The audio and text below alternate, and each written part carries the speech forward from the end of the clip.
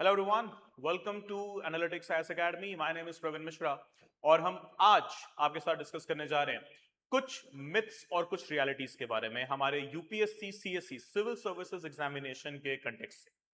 सो myths क्या हैं, realities क्या हैं? तो बेसिकली आप इस सेशन को कह सकते हैं the myth buster session. Okay, so आपको अपनी प्रिपरेशन स्टार्ट करनी है। आपको दिमाग में ये भी होगा कि 2027 के लिए मेरे को एग्जाम देना है, 28 के लिए देना है, 29 के लिए देना है, इंग्लिश मीडियम में देना है, हिंदी मीडियम में देना है, मुझे अपनी प्रिपरेशन कौन से मीडियम में रखनी है, क्या स्टडी मटेरियल होगा, क्या स्टडी रेफरेंसेस होंगे, क्या बेस्ट एक जो है मेरे लिए क्लासेस का प्लेटफॉर्म होगा, क्या बेस्ट एक मेंटोरशिप का प्लेटफॉर्म मेरे लिए होगा। तो इन सभी चीजों पर, इन सभी टॉपिक्स पर अभी हम डिस्कस करेंगे अगले कुछ मिनटों में।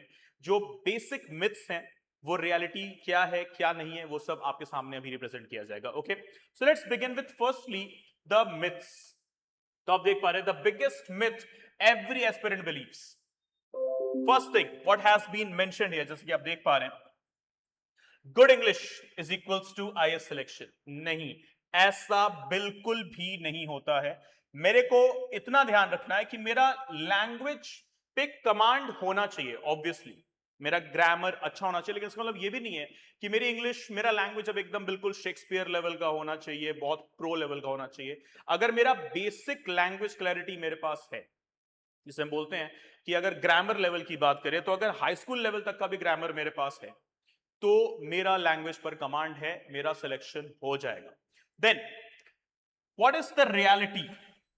UPSC doesn't gives any concern on this that whether you are perfect in Hindi, perfect in English. आपका रिप्रेजेंटेशन अच्छा होना चाहिए, आपका प्रेजेंटेशन स्किल्स अच्छा होना चाहिए।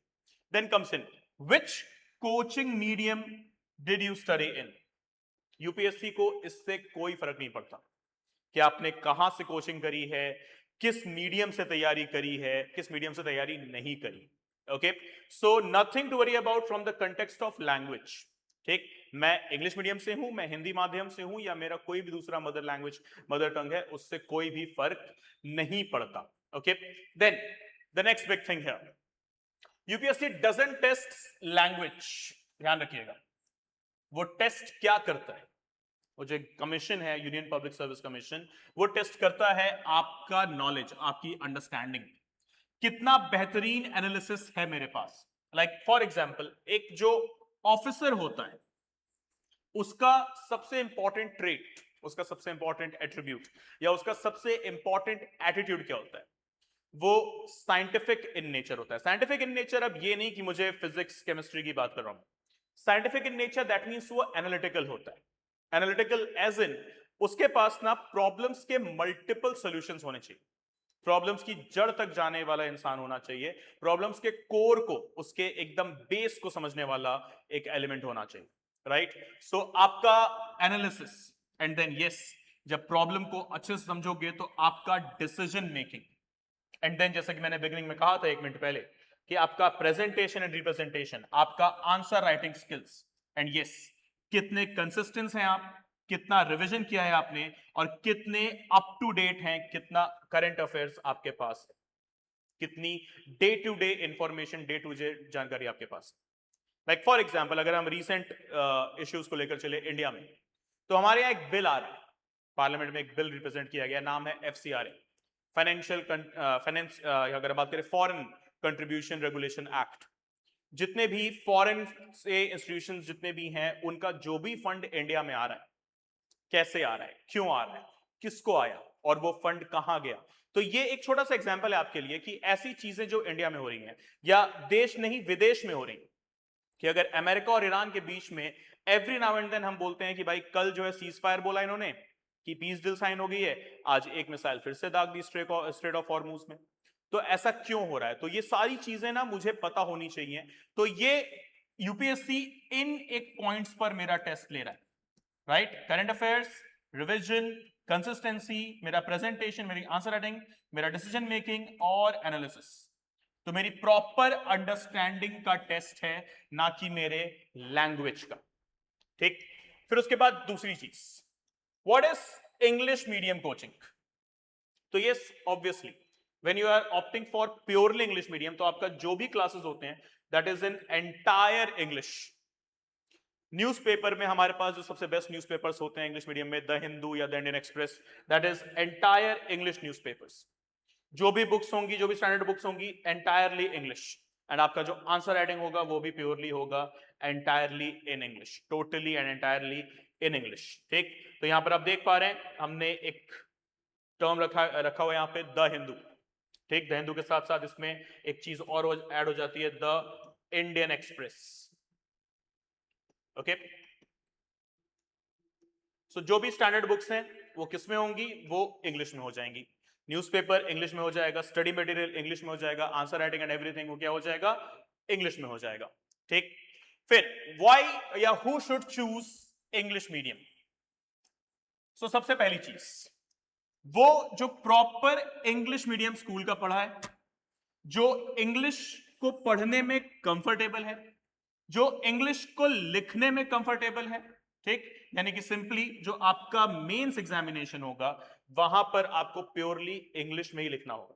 So who should opt, one who is from the English medium school, comfortable in writing and reading English, and yes जो आपका मेंस होगा ऑब्वियसली वो इंग्लिश में ही होगा। ठीक, सो ये पहला parameter. Now the next thing, what is bilingual. तो बायलिंगुअल में कैसा होता है ना, एक तरफ आपको इंग्लिश में भी नरेशन होता है और फिर एक डिक्टेशन आपका हिंदी में भी होता है। कहने का मतलब ये नहीं है कि मैं पूरा एक पैराग्राफ इंग्लिश भी बोला, मैंने हिंदी भी बोला, नहीं। बायलिंगुअल जैसे कि अभी मैं आपके साथ डिस्कशन कर रहा हूं, सो मेरे पास मैं जो भी चीजें क्लासरूम में जो है डिस्कस करूंगा वो बायलिंगुअल होगा, यानी कि इंग्लिश में होगा, हिंदी और इंग्लिश का मिक्सचर होगा। लेकिन क्लासरूम के बाहर जब हम नोट्स की बात करेंगे, जब हम रीडिंग मटेरियल की बात करेंगे, तो हो सकता है वो इंग्लिश में हो या हो सकता है वो हिंदी में हो। ठीक, सो कॉन्सेप्ट एक्सप्लेनेशन वो पूरी तरीके से बायलिंगुअल होगा। नोट्स आपके इंग्लिश या हिंदी में भी हो सकते हैं, तो आपकी अंडरस्टैंडिंग जो है वो और सिंपल हो जाती है, considering if you are someone from the northern India. तो आपका मदर टंग ऑब्वियसली हिंदी होगा। ठीक, लेकिन हो सकता है आपका स्कूलिंग, आपका एकेडमिक जो है वो इंग्लिश में हुआ। तो बेसिकली ज्यादा समझ में ना आपको बायलिंगुअल आएगा, हिंदी प्लस इंग्लिश आएगा, लेकिन लिखने और समझने के लिए शायद आपको, रीड करने के लिए शायद आपको इंग्लिश की जरूरत पड़े। Right, so if you are someone who is from the English medium school, mother tongue with Hindi, so bilingual is there for you. Okay, then why bilingual classes are growing fast? तो सबसे पहली चीज तो yes, because मेरा mother tongue Hindi है तो better concept clarity मिल जाती है मेरे को। अब बेटर कॉन्सेप्ट क्लैरिटी है तो मेरी जो लर्निंग है वो बहुत स्विफ्ट, बहुत फास्ट हो जाती है। ठीक, फिर जो मेरे कॉन्फिडेंस है वो बाय डिफॉल्ट एनहांस होता है, तो मैं क्वेश्चंस बहुत इजीली रेज कर सकता हूं।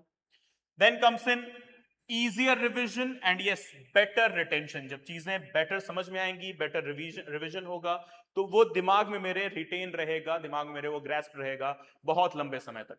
And then yes lesser tension, lesser doubts, then better retention, perfect for beginners and as well as for working professionals। ठीक, तो ये क्या होगा, मेरा टाइम रिड्यूस करेगा, मेरा अंडरस्टैंडिंग एनहांस करेगा, मेरी लर्निंग को जो है एनहांस करेगा। तो ऑब्वियसली अगर मैं एक वर्किंग प्रोफेशनल हूं तो मेरे लिए भी एक बहुत विन विन सिचुएशन है। ठीक, नेक्स्ट, बिगेस्ट मिस्टेक्स एस्पिरेंट्स और the students they do commit और मेक। पहला, it sounds professional. Second, IAS officers speak English। Then my friends joined English medium batch। किसी की बातों में मत आओ, अपने कंफर्ट जोन में रहो। आपको क्या समझ में आ रहा है, आपके लिए क्या बेस्ट है वो देखो, यहां वहां मत जाओ। अपने दोस्तों को और अपने आप को कंपेयर करना छोड़ो। सबका कैलिबर अलग अलग होता है, जरूरी नहीं कि जो इंग्लिश, प्योर इंग्लिश में प्रिपेयर कर रहा है वो ज्यादा एडवांस्ड है, वो ज्यादा कैपेबल है और उसके सिलेक्शन के चांसेस ज्यादा होंगे। ऐसा कुछ भी नहीं। जिसकी लर्निंग, जिसकी अंडरस्टैंडिंग, जिसकी कॉन्सेप्ट क्लैरिटी ज्यादा होगी, सिलेक्शन उसी का होगा। लैंग्वेज कुछ भी हो तो कोई फर्क नहीं पड़ता। ठीक, जरूरी नहीं है कि सूट बूट पहनने वाला, इंग्लिश बोलने वाला हमेशा एडवांस ही हो। Okay, then for working professionals, देखो थोड़ा सा एक इश्यू तो क्रिएट हो ही जाता है कि भाई मेरा ऑफिस भी है, मेरा जॉब है, मेरे वर्किंग आवर्स हैं, साथ ही साथ यूपीएससी का वास्ट सिलेबस है, will it work? 100% will work.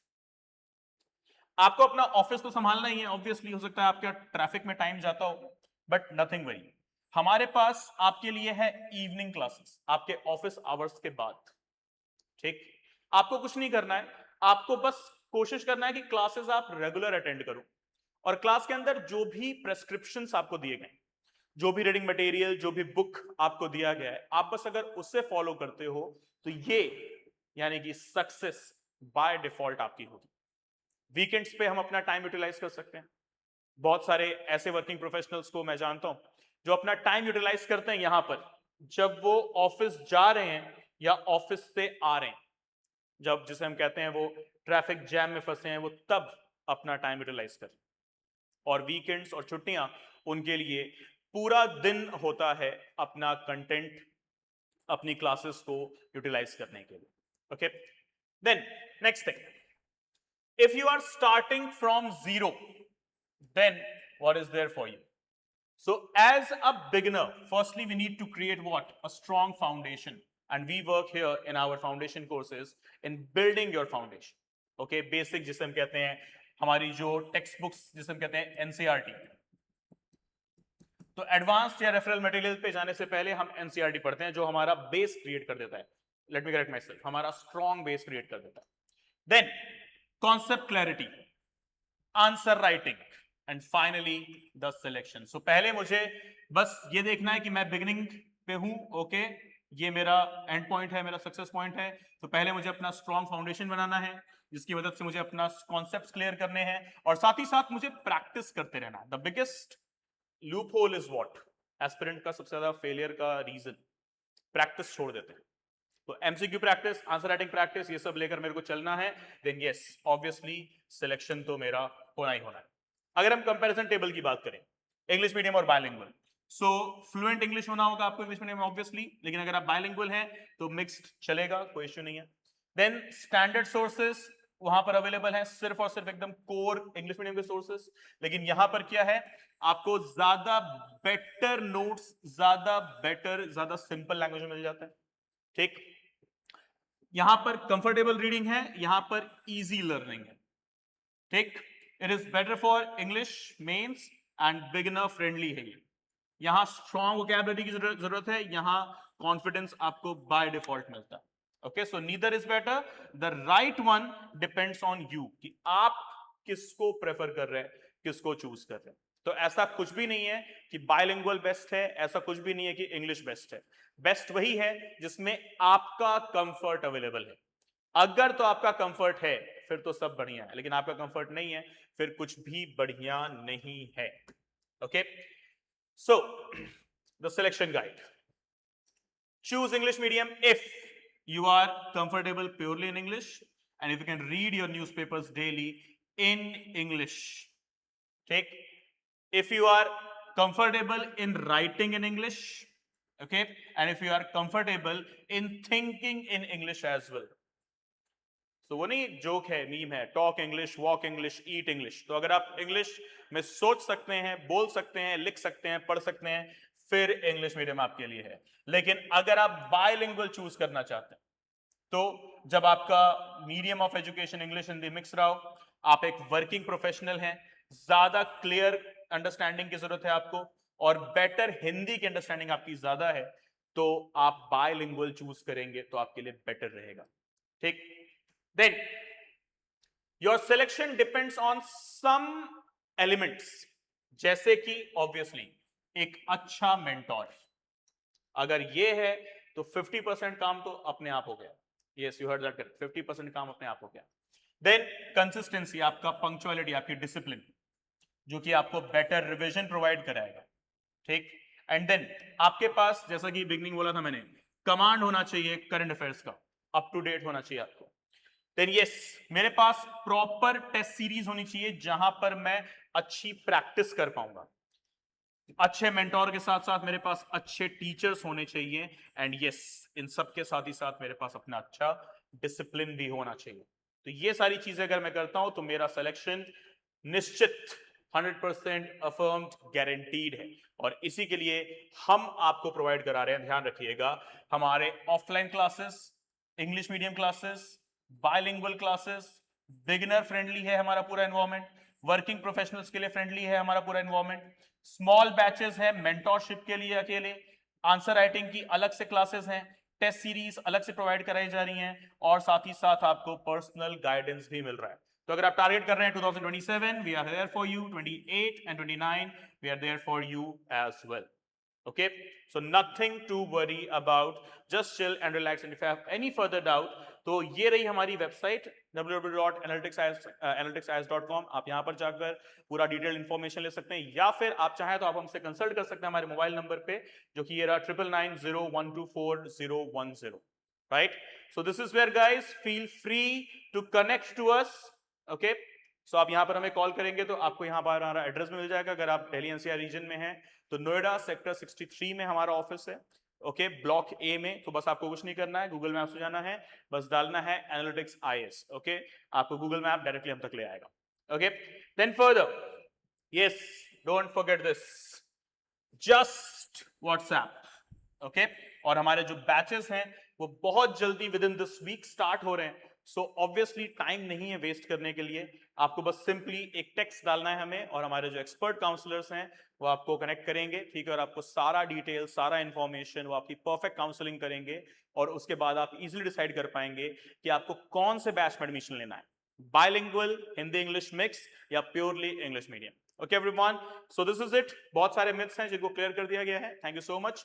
बहुत जल्दी मिलते हैं हमारे क्लासरूम के अंदर, एंड यस रिमेंबर,